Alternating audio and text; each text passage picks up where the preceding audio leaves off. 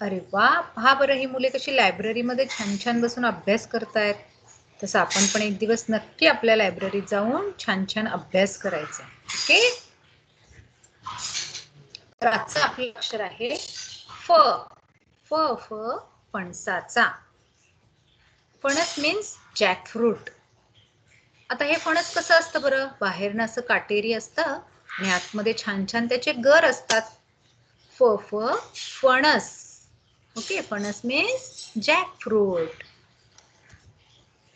Wow, पहा बरं आपल्याच स्कूलचा मुलगा काहीतरी बोर्डवर लिहितोय. म्हणजेच काय करतोय तो, फळ्यावरती लिहित आहे. याला काय म्हणतात, फ फ फळा. फळा वेगवेगळ्या प्रकारचे फळे असतात, हो की नाही. ग्रीन बोर्ड असतो, व्हाईट बोर्ड असतो, प्लस ब्लॅक बोर्ड असतो, हो की नाही. तर हा मुलगा काय करत आहे, फळ्यावर लिहित आहे. फ फ फळ्याचा. किती छान छान फळं आहेत ही.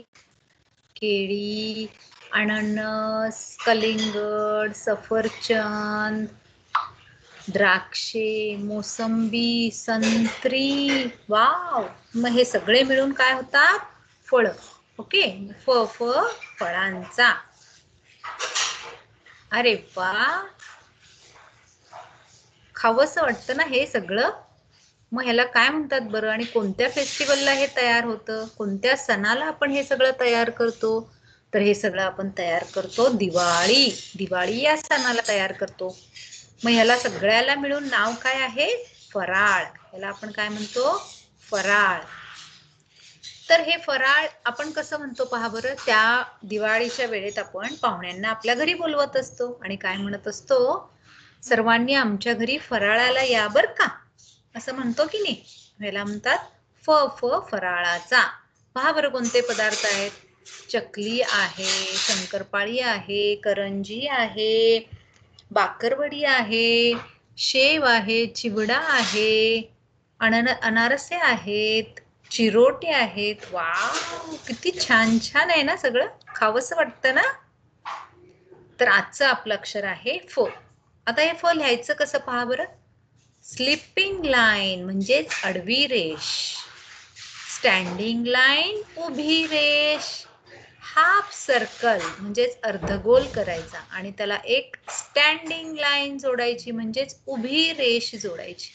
त्याच्यानंतर काय करायचा, असा उलटा सी काढायचा, इंग्लिश मधला उलटा सी काढायचा. अशा प्रकारे फ तयार झाला. आता हे आहे तुमचं नोटबुक मधलं पेज. तर क्लासवर्क नोटबुक मध्ये अशा प्रकारे तुम्ही फ फ फ 5 वेळा लिहायचं आहे आणि 3 ओळीमध्ये लिहायचं आहे. ओके, आणि फणसाचं छानसं चित्र काढायचं आहे. हे आहे फणस, हे आहे फुलपाखरू, हा आहे फळा आणि हे आहे फूल. अशा प्रकारे सुंदर चित्र काढून तुम्ही छानसं कलर करायचं आहे. हे आहे तुमचं वर्कबुक. वर्कबुक मधलं पान. तर याच्यामध्ये तुम्ही काय करायचं आहे, पहा, म्हणा, गिरवा आणि लिहा. तर तुम्ही इथे नेहमीप्रमाणे हे सर्व अक्षर पूर्ण भरायचं आहे लिहून, म्हणजे म्हणत म्हणत लिहायचं आहे. फ फ फणसाचा, फ फ फळ्याचा, अशा प्रकारे म्हणत म्हणत हे कम्प्लीट करायचं आहे.